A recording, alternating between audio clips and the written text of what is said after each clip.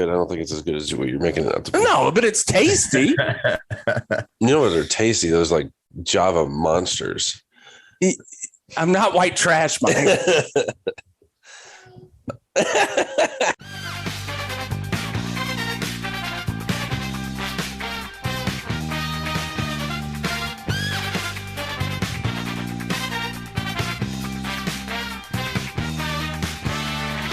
Welcome to $2 Steak, a pro wrestling podcast. I'm your host, Aaron Varnum. Joining me today, as always, Cookie.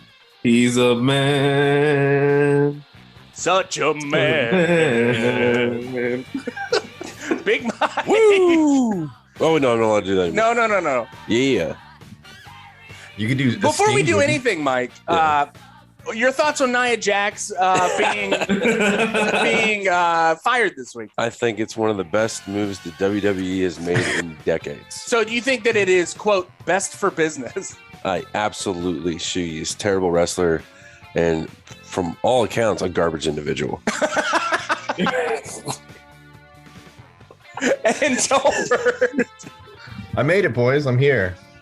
Tolbert, we're going to start off guns a-blazing on this week's episode of $2 Steak, a pro wrestling podcast. Tolbert, how was your night last night? It was wild. It was kind of like 2 nights. My past 24 hours have been a little crazy. So we had a big rugby game yesterday, which you took part of. We'll talk about that during Mike's segment. That's my segment. Yeah, I'm not getting ahead of myself. So Friday night, we decided to cook a pig, me and Davenport. We got a whole hog. We whole hogged it out of the field, stayed out all night cooking a pig for the social. We put it on about midnight, took it on around 11 that morning, pulled it. It was wonderful. But, to do that, you have to stay up all night. So I went home after the game. It was a tough game. Got a little bit of sleep, got a few hours of sleep. Then I had to go to work to close the bar. Like, all right, time change. It's going to be cool. It's not going to be that busy tonight because the weather's shitty, So I'm like, I'm going to get an early night home. I'm going to recoup on this sleep. I get an hour extra. So we just kicked everyone out, 2 o'clock became 1 o'clock. So it was about the second 1:30 of the night. So pause 1 second. Do you not give them an extra hour of drinking? Some places do, some places don't. It all depends on what's going on. And you guys did not give them an extra hour. No, we were like, get out of here. You were ready to go home. Okay, resume. Yeah. I just didn't know. Like I said, it was stormy too. There weren't many people around. So we called it, we're not going to sit around. But as we're calling it, bringing stuff in, we hear a series of gunshots that are very, very close. And when I say close, I mean essentially next door to us. Essentially, it was next door to you. Yeah, it was next door. So my doorman Josh, he's like, "Hey man, we got gunshots." And so this is the second time this has happened in the last 2 weeks. The first time it was in the club. No one got shot though. So when that happens, does Lentz lock up the door and do you guys we lock take the doors. shelter? Yeah, we locked the doors. So we locked the doors. Everyone's already out. We locked the doors. We go out back to our back patio just to see what's going on because we see a bunch of people run that way. Why would you do that? Stay in shelter in place in that moment. We were safe. We were very safe. We were just peeked out. It's that old section of the old parking garage in Wilmington from way years ago. So we're elevated, we're up, and we're looking down on the scene. But the cops had just arrived. So we didn't know what we were walking out to. We walked out to essentially a dead body laying on the ground. Cops are doing CPR on him. This guy's been shot. I don't know how many times. There was 4 shots. Cops everywhere. I don't know how many times there was 4 shots. I don't know how many were on target. Hit. Oh, yeah. So, they locked down all of Front Street, everything. Cops are asking us questions, what we saw and everything. And it turned it up into another night of me not getting home till almost 4 in the morning. So needless to say, no early night of rest for old Tolbert. That's why I slept through the original call time. Yes. Yeah, the original call time this week's episode. Tolbert, do you need counseling? Do we need to talk to you? Do we need to talk this through? Was it rough? Was it emotional? No, man. I'm from Fayetteville, dog. Touche. But apparently, the guy died. The guy What? did die. So Yeah, the guy we just saw it on the news. So there was some gun violence in Wilmington. Yeah, that's something to wake up to, or not even wake up to. I guess live through. It's interesting. It's a weird time. Yeah, apparently it was validated gang activity. So. Yeah, we read that as well. Tolbert, with that being said, your pig was very delicious. Thank you. We felt that it was very moist. It was perfectly cooked. Very, very tasty. Thank you. Yes, cooking. Tolbert, let me ask you a question real quick. I saw a video of you cracking the ribs of the pig. Is that like a tradition when you cook a pig? It is. You like that ASMR video Mike sent you? I did like that. So you get this hog, you lay him out on the table, you got to split the backbone. You want to butterfly that pig to lay him down flat so you can cook him. So you take a hatchet and you chip down the backbone, and then you have to crack it apart. So it's called cracking the backbone. Gotcha. Okay, hell yeah, I love that shit. Yeah, it's not fun part, actually. Yeah, it is very. It's a visceral sound, but very tasty. Primal. Yeah, very primal. Yeah, but it is a very traditional North Carolina style of cooking a pig. So we're pretty much used to it. I think that I definitely grew up with my father cooking hundreds of pigs, full hogs. Oh yeah. For various events. Him and his best friend were the people, the go-to people in the area to go cook a hog. So I remember my dad watched the he was very excited. They bought the pay-per-view. Him and this guy were gonna cook a hog that night, and they bought the Evander Holyfield and Mike Tyson pay-per-view one night while cooking a hog. Interesting events happened during that fight. And that is a great segue into our next segment. Mike, how was your weekend? Weekend going good so far. I feel like 100% garbage because I did end up playing 80 minutes of rugby. First game back after the back injury. First game playing 80, I think, since 2019. Yeah. So my body hurts pretty good. Interesting, turn of events during the game. Peanut butter pancake did in fact bite a man's ear, allegedly. Allegedly bit a man's ear. I heard him admit to it from the sideline. So he yelled back to the guy, "Yeah, bit your fucking ear." When you're scrumming down, there's 6 guys or 3 from each team that come head to head, and you have opportunities to say things to the guy next to or across from you, and occasionally you hear jokes about like props licking the other person, and Davenport bit this guy's ear. I will say that I had to switch positions with Davenport after that. The guy was boring in a lot, so I didn't originally I'm like, how the hell did he get his mouth around this guy's ear? Yeah. The guy was boring in a lot, so he was coming in from the side, so that ear was in direct contact with those beautiful lips of Matt Davenport. You probably just fucked it right in. Yeah, it just went right into his mouth. The game was it was a tough game. It was 3-0 in halftime. They were up. It was a complete slugfest. Like literally, we were 2-4-0 teams. So we gave it our all. Sloppy play and poor decisions and penalties kind of killed us in the second half, and we ended up losing. But Mike got irate with me when it was time for me to leave the game. I was just I didn't understand why anybody was subbing out at that point because it was still like 3-0. So Mike was mad at me. I was pissed. I didn't get into a fight because I realized that I couldn't get a card, but when that guy dumped Philip on his head, that was rough. I shoved him, but I went in there. Originally had my hand cocked. I was gonna pull a cookie, but it was dead ball. So I feel like I had a decent game up to that point. The scrumming was a lot on my body. I made some good tackles. I had some good solo tackles and some good defensive stands. So, it's fun to be back. It's we're back. We're back. We're back. What that movie about dinosaurs in the 90s? We're back. Bronx Tale or something. The dinosaur cartoon. You never watched it? Mixed up. I don't think it's a Bronx Tale. I don't know. It was definitely a cartoon film. Thank you. So yeah, Mike is feeling like shit today.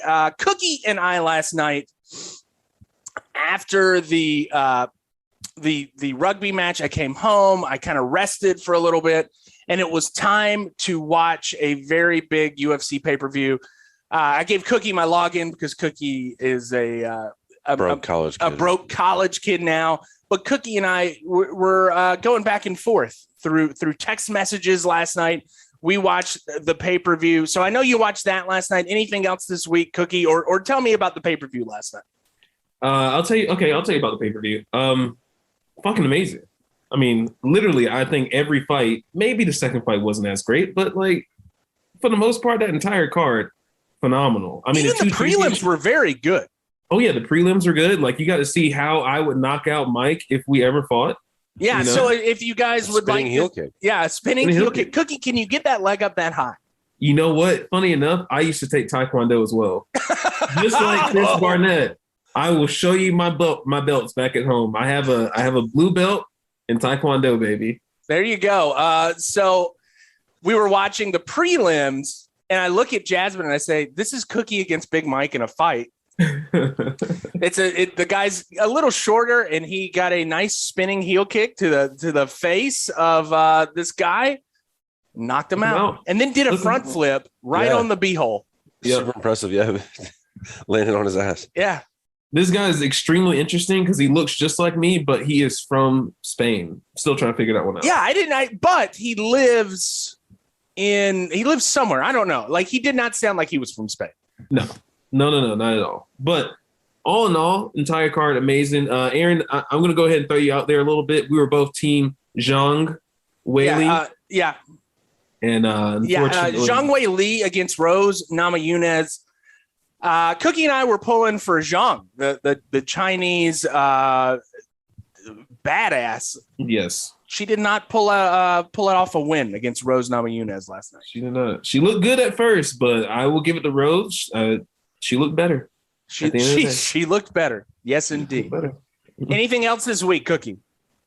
Once again, these hockey kids that I work with, these white hockey kids, are fucking crazy, man. These kids, I'm telling you, they're fucking insane. Like they are embedded in just sexism, racism, drugs, and they're not even 14 years old yet. Like this is just, I swear to God, this is insane. Like there's one kid that I swear is like 6'1", and he is 14 years old with a mustache, and his hair is probably down to his shoulders. I'm like, yo, what the fuck is this guy? Like, did you guys recruit the Bash Brothers from the original Mighty Ducks? That's what I'm thinking, man. That's what I'm thinking. These kids are hellions. That's what I'll call them. Has anybody been like, "Hey, Cookie, what's up, my coach"? There was one kid that there was an activity that we were doing, and he wrote down the N-word freely, and then gave it to the consultant and was like, "Here you go." Like, wait, what? Like called. This wasn't me. I wasn't there. This was a different group. You know what I mean? So yeah, they were doing some type of activity where they had to write down a word. I don't know what the activity was. I don't know details, but he had to write down some type of word. He wrote down the N-word and gave it to his consultant. And I said, wow. You got your hands full, man. Yeah, man. Hockey kids are crazy. Are they privileged? Yes, 100%. Like this area reminds me of what's a wealthy area in Wilmington? Landfall. Like, yes, that's exactly what it reminds me of. Yeah, all of it except for where we live. Cape Fear Academy kids. Say what, Tolbert? I said all of it except for where we live. Yeah, except for not Sunset Park or Churchill Estates. Definitely not the first option. Yeah. And I'm going to say it again, Mighty Ducks. All my entire childhood of my knowledge of hockey comes from those films, and I just didn't know it was such a privileged sport. But I guess there's a lot of equipment involved. Costs a lot of money. Yeah. Costs a lot of money to play that sport. Oh man, I asked my dad. I was like, "Hey, Dad, why didn't you ever put me in hockey?" He was like, "Man, are you fucking kidding me?" A basketball is $13. Yeah, exactly. Like a hockey stick is $100. Like damn near free. Hockey costs like $2,000. I don't know. Coming from another sport like football, there's a lot of equipment involved, but you never have to pay for it yourself. Yeah, but somebody else does. But yeah, no, hockey's different, man. Hockey's different for some reason. All right. So we had last month. Last month was October. We took a step away from our game word association, wrestler association. We promised Tolbert that we were going to have a Goldust episode. Tolbert, this is your call. I was surprised when I saw the rundown for this week. I was like, oh, I had almost forgot. And I was quickly reminded. A little Goldie episode. So we have a Goldust episode. We have 3 matches for Goldust. We have got a match, Goldust against Ahmed Johnson, Goldust against Marty Janetti, and Goldust against William Regal. Excuse me. I have to get the right one. He's lost his crown at this point. Yes. But I want to say that we have 3 very interesting options next week. We have got beginner, intermediate, and expert mode next week for options of $2 Steak, a pro wrestling podcast. We could go with the beginner, which is a very easy episode. A walk in the park for all of us would be a William Regal episode. It's so easy to find good matches, fun matches, intricate matches, anything you want to see. Secondly, intermediate, Marty Janetti, a good wrestler, crazy human being. We could have a very interesting episode. We could have some fun, wild matchups.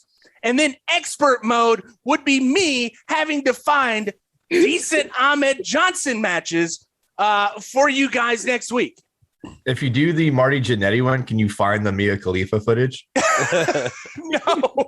Wait, what? What happened? Didn't Marty Janetti claim to sleep with Mia Khalifa? Yeah, I think so. Yeah. Killed him, man. He killed Marty. Marty was at the club last night. Oh, shit. It'd be funny if I looked out and saw Arn Anderson out there, just like, he tried to come inside my car. So I took the Glock. All right, Tolbert, brains all over the parking lot. Tolbert, are we going to be beginner, intermediate, or expert mode next week? Man, so I like to go for the expert mode and like hey, I got this. But every time I'm playing video games and I put it on the expert mode, I end up restarting immediately and going for the intermediate. Are you up for the expert mode challenge, Varnum? Yes, I feel like he already has a couple in the bag, so I want to put him through that stress. I don't have expert mode. I don't have We've done a lot of matches over the last 126 episodes. This is our first Ahmed Johnson match. I can't imagine that there's a lot of them out there. There are, and Ahmed Johnson's got some very interesting promos that we could actually go over. I could just send a promo reel to Tolbert for the high spot and have him seeing that. I am as a good podcast producer and somebody that likes to challenge myself a little bit, not too much. Never. I think we could have a fun Marty Janetti episode. I like Marty Janetti. I think a Marty Janetti episode is probably more in line with what we're going to do next week. Sounds good. Marty Janetti, is that good, Christian and Katie? Are you guys just going to stare at me with blank dead eyes? Hold on. I was looking for where I was going to send you the article where it says Marty Janetti claims Mia Khalifa is a fan and wants to shoot adult movies with him. Dear God. You found the article? Instead, he's going down a rabbit hole with Mia Khalifa. Now he's watching Mia Khalifa videos. All right. Well, thank you. We can talk about the Mia Khalifa extravaganza next week. So there you go. Let's talk about some wrestling this week.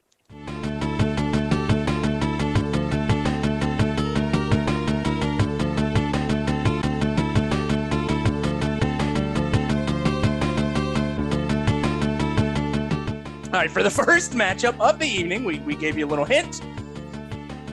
Mike, you've got one Ahmed Johnson against Goldust. Correct.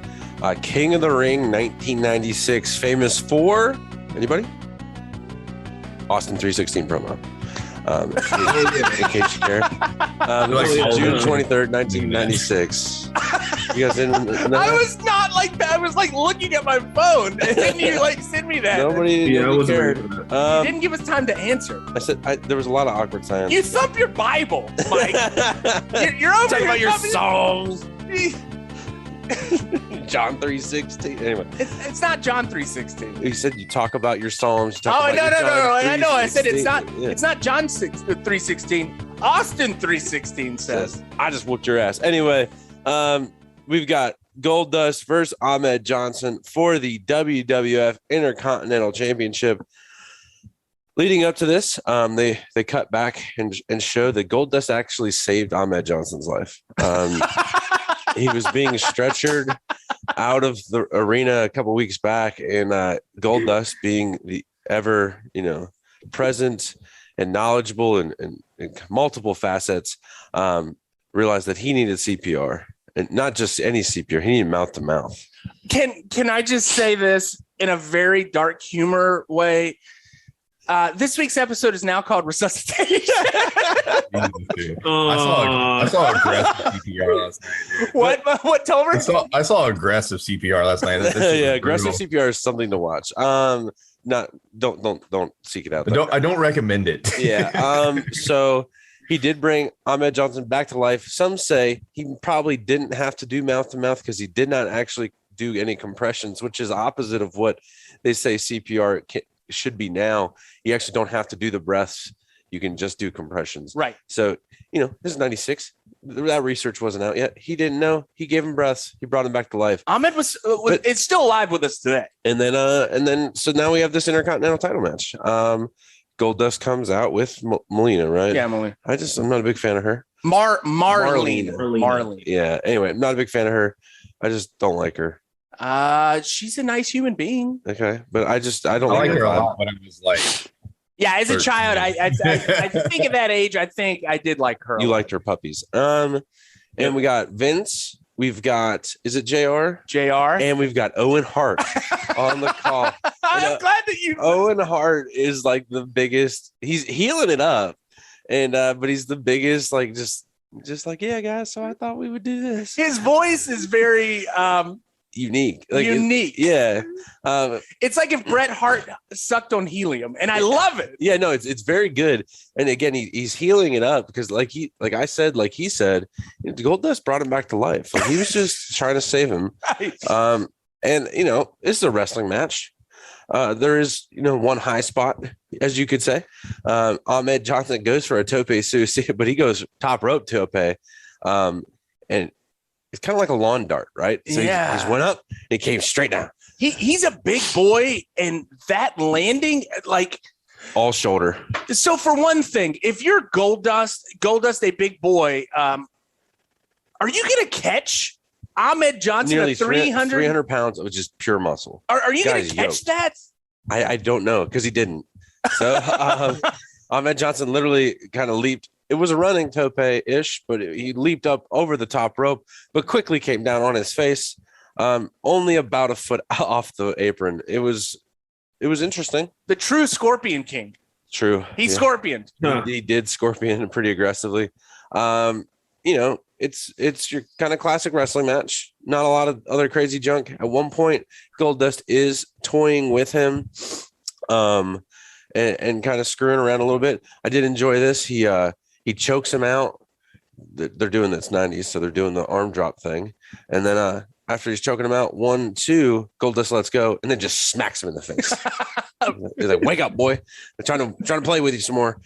He did go for a pin attempt, which was very made me feel weird because Ahmed Johnson was laying on his back, legs apart, and Goldust slithers up like a snake over the groin region. Yeah, and honestly, as soon as he had a hand on him, he should have been counting. And this, Owen brought this up too. It's like, why wasn't he counting yet until the pin attempt is made, even though it was weird and awkward. So put yourself in 1996 Mike's shoes. If you would have seen that, what would you have thought of Goldust? Like, we can appreciate him now, yeah, because we know like character work and stuff like that. Tolbert and I were terrified of Goldust. I had bad dreams that Goldust, creepy old man, was going to come in and do stuff. But that's what they wanted you to think. Yeah, and that's not how like things are in real life, you know? Yeah, no, I agree. And then Ahmed Johnson does kind of get a little comeback. Oh, sorry.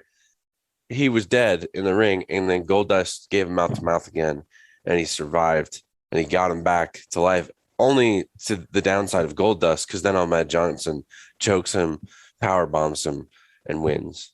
So Owen Hart says the only reason why Ahmed Johnson was able to win that matchup was because of the life breathed back into him and the resuscitation. Goldust, he gives and he gives and he gives, and ultimately Ahmed Johnson took too much and beat him.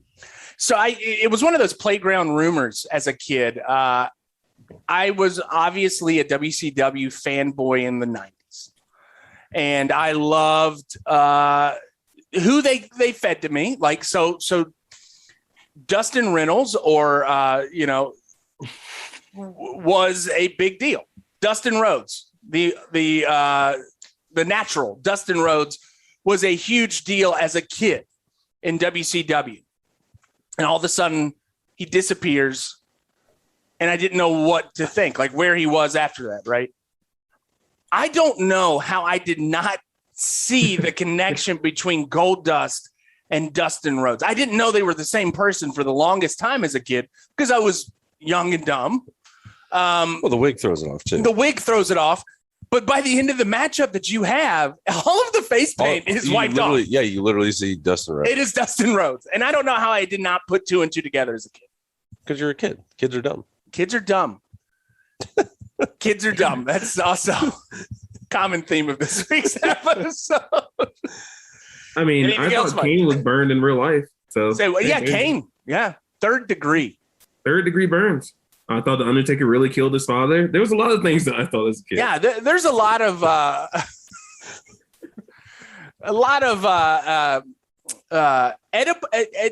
how do you say impressionable? So there's this, this famous epic poem of Oedipus, right? And Oedipus Rex, yeah. And like there is this Oedipal complex. I can't.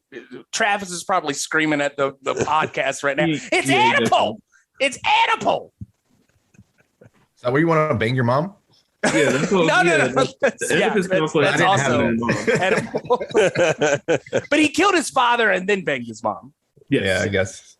And then he you think he poked his eyes out. What? You think he gave his dad CPR?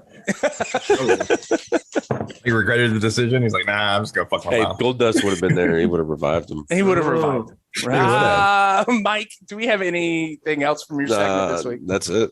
I think we've given up on social media, right? So, Mike,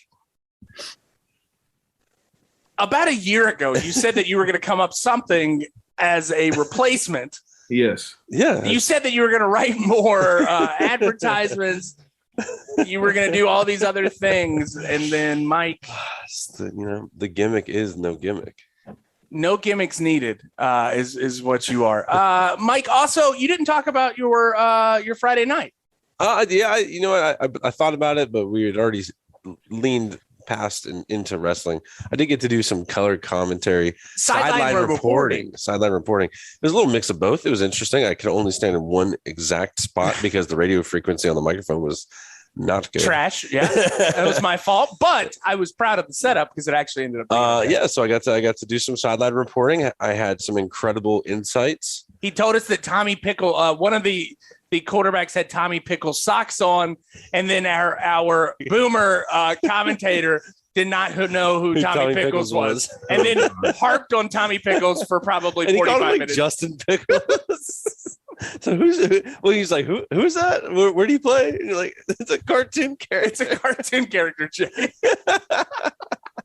I'm sure the masses will love your voice on local public access television. They do. They appreciate it. Hey, who's that new commentator? I like him. Yeah. We have some guy named Howard Varnum that was just like raving about the entire thing.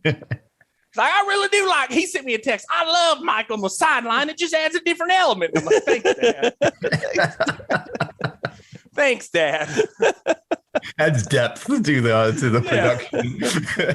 You're gonna be a star, Mike. I will be a star one day. You gotta get you a blazer. Gotta get you a sports coat. You're gonna be interviewing players. If Aaron wants me to, I can do it.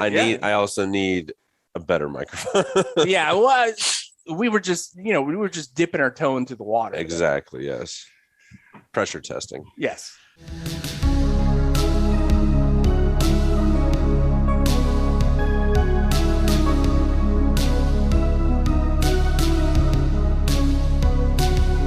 All right, for the strong style, we've actually got the debut of Goldust this week. The very first Goldust match in WWF. Cookie, you have got one, Marty Janetti taking on Goldust. Yes, I do. Yeah, and like you said, Goldust is making his debut. He cuts a very interesting promo in the beginning where he says, to quote the name Goldust, you will never forget that. All the other good stuff that we've heard. No Marlena in the debut. Yeah, you kind of have to figure things out. This is his first match. Even there was a lot of things that I'm like, that's not quite Goldust yet. But his finisher, and we'll talk about that probably later. That was not what he eventually ends up using. Yeah. I mean, it was interesting to see the first incarnation of Goldust. Let's say that. And it is a work in progress, and I feel that there was about 70% of his elements in this match. Yes. And then, the last 30% kind of come along as he kind of feels it out and kind of gets those reactions from the crowds. Yeah. And leans into different things. I think what they had down was they had the look. The look was phenomenal. Yeah. The wig, everything looked good at that part, but and they had the Goldust flakes coming down from the rafters and all that good stuff. But I think it was the wrestling that looked weird. That was what it was more Dustin Rhodes and less Goldust. Yes, exactly. And then he's going up against Marty Janetti, the most controversial jobber in wrestling. Actually, it's probably between Marty Janetti and Virgil. Aaron, who do you think is the most controversial, Virgil or Janetti? Oh, it's a dick measuring contest at that point. Virgil says he's got a hawk. But then again, Marty Janetti says that Mia Khalifa wants to have sex with him. So yeah, it's a toss up at that point. Not just shoot movies. Yes. Not just that. That's a whole nother level, man. Can we talk about maybe next week we'll touch on it a little bit. I don't know if we've brought it up on the podcast yet, but Marty Janetti, there was a whole Woody Allen kind of saga going on where there was an adopted daughter that he fell in love with. I don't know, but it was a weird thing. I'm going to have to look it up. For all over COVID, every time you looked at wrestling news, there was a month where Marty Janetti was in the wrestling news every day over COVID. And it was never anything especially great. No, this is always negative. Every single thing was negative. Oh, man. Anyway, we got one of the most underrated gimmicks in the WWE, but in my opinion, one of the most edgy gimmicks that was cut short by the networks. Much like Val Venus, The Godfather, Muhammad Hassan, the list goes on, right? Let's get to the countdown. He's top 4. Number 1.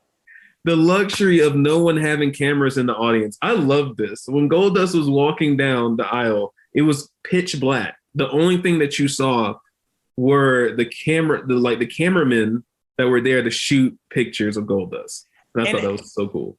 I really like that observation, Cookie, because I saw it and I'm like, I don't believe that I remember him doing this ever again, but that was a very unique thing, bringing in that Hollywood kind of style of having the paparazzi. And I think paparazzi maybe wasn't as common of a word back then as it was, because I think they had to explain to dumbass Jerry Lawler what a paparazzi was. That is true. Because only King knows what the paparazzi is because he's the king, obviously.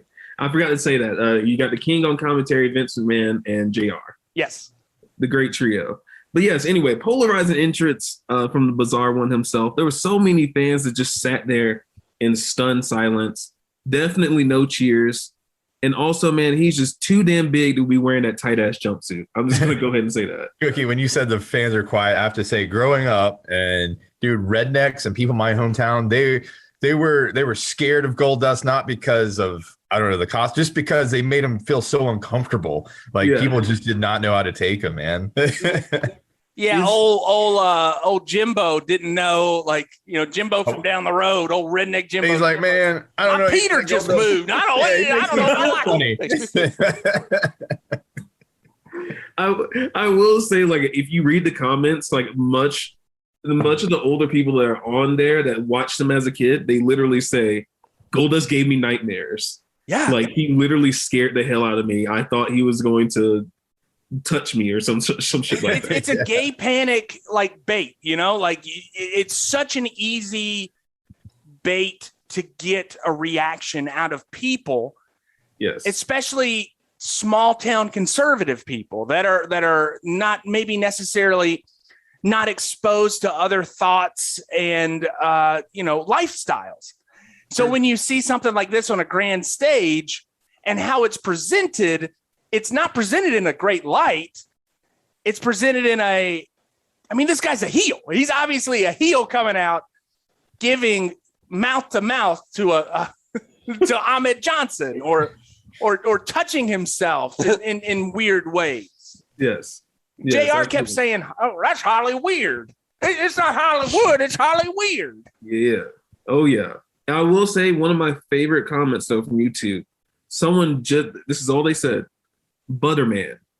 And I said, I laughed out loud. I was like, oh, he does look like a stick of butter. Like, that could be Butterman.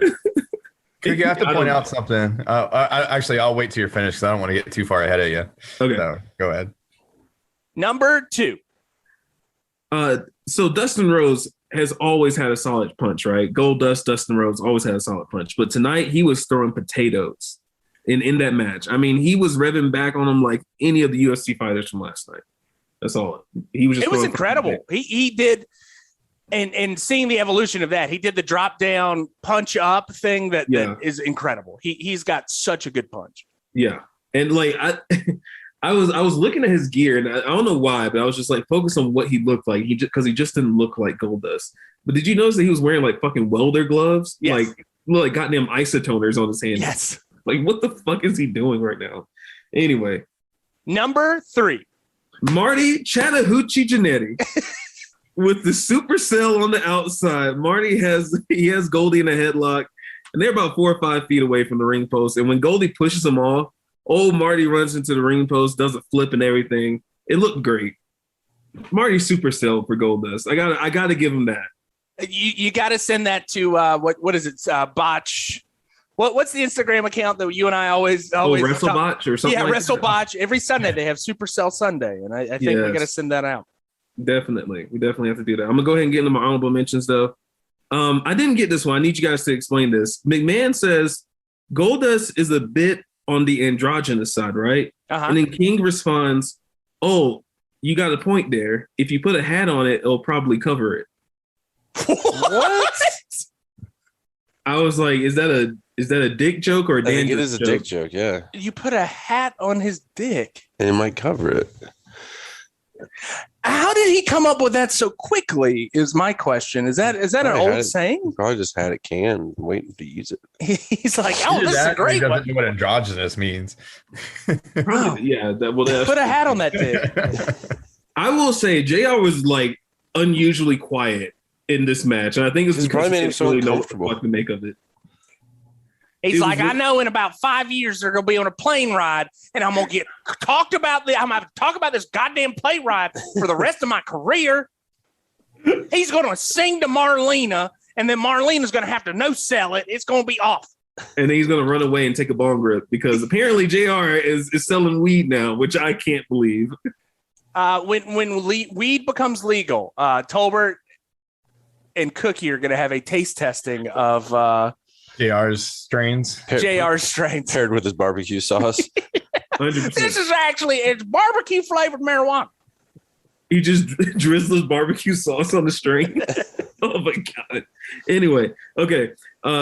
Stick with the honorable mentions. According to King, Bella Lugosi is in the audience, and this is 1995, watching Goldust's premiere. But then JR quickly mentions that Bella had already passed on years ago.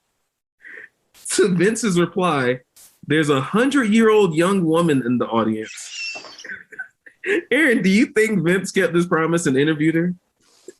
Forgot about that. So there's this plant in the audience, and this guy looks like Bela Lugosi, who played the classic Universal monster of Dracula. Yeah. And so they cut to him a couple times, but the weird aside of Vince McMahon saying, well, there's also a 100-year-old woman in the audience that we're gonna talk to later on tonight. Is one of the weird. I really do want to know if they interviewed this 100-year-old wrestling fan. I wonder what she thought. I kind of like that. Goldust reminds me of my nephew. I like that. Anyway, when they cut, this is okay. So I didn't know that who Bela Lugosi was or whatever the name is, but when they cut to Bela Lugosi, this is what I said. There was a dude in a vampire costume. Yeah. And JR replies, "Oh snap! It's Paul Bearer's cousin." I almost lost it. Oh man. Okay. Number 4. All right. Old Marty Janetti got the upper hand towards the end of the match. He hit a move that I imagine was the rocker dropper. His mistake though was going to the well too many times. Marty goes up trying to deliver that flying fist drop, and Goldust answers with a big boot to the face. And then Goldie hits him with a finisher that I've never seen before. It was a face first suplex, but it was effective. Goldie gets the win. Did King come up with Shattered Dreams? Because I didn't hear it until he said it. Yeah, Shattered Dreams. So Shattered Dreams was actually the name of Goldust's production company. And then that kind of came into the character. Okay. Aaron, let's talk about that weird finisher that we saw. Yeah, so the face first suplex, not normally Goldust's finishing maneuver. No. Which was the kick to the balls for That's a long what time. I wanted to see. I really wanted to call that kick to the balls, man. But I think I don't even know if we get into Tolbert's match. I'm not even gonna get into his segment. But yeah, didn't see any of his moves. What was up with that?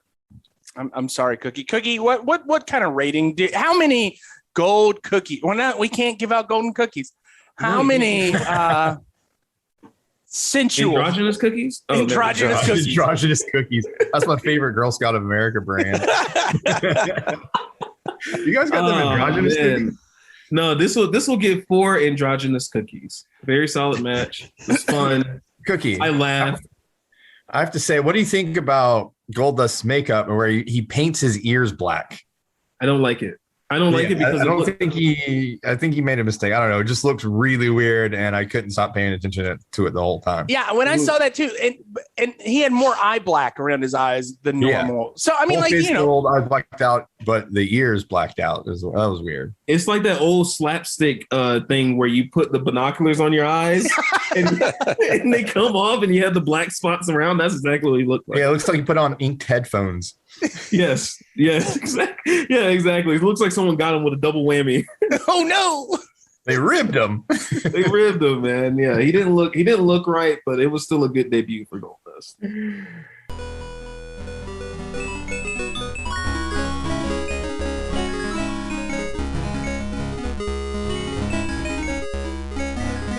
Oh man. All right, for the final segment of the evening, he's a manly man. Tolbert, manliest of all. Tolbert, you have got Goldust against William Regal. William Regal. Yes, and this is not Sir William Regal. This is man's man, William Regal. Actually, I remember watching this match live, the one you just gave me. And I'll get to it why I remember it. But yes, I hated William Regal, this character. I did not like it. I guess he was supposed to be a baby face, but very annoying baby face. I don't know, kind of like half and half. But his gimmick is he's a man's man. And the video package starts with him like shaving with a straight razor and wearing flannel, like he's a man's man. And he comes out in a construction worker's uniform, but cut off jeans, flannel, and a hard hat. So he comes to the ring and he cuts his promo saying how he is the man's man, the company's man's man. He's the manliest man in the company. He calls out the entire locker room and says, hey, no one is man enough to take me on, I'm calling all challengers. So of course, who thinks he's the manliest man? He probably is in the locker room at that time, at least the most comfortable with his sexuality. Goldust. He comes out to oblige his challenge. Regal is shocked, to say the least, but they go to it. I have to say, I didn't realize how big Steven Regal was, stacked up next to Goldust, man. He's a big guy. So we get pretty much a big guy slugfest going on here. And, just some solid back and forth. Not the best technical match. There's a couple botches on Regal's part. He's a little slow and sluggish. But, it's a wrestling match. Goldust tries to show off some of his moves. They keep teasing it. It just never comes. As soon as he sets Regal up on the turnbuckle to get the nut shot the build up to take away his manhood, since he called him out. I didn't even think about that. The music hits. And who is it? It is Kane.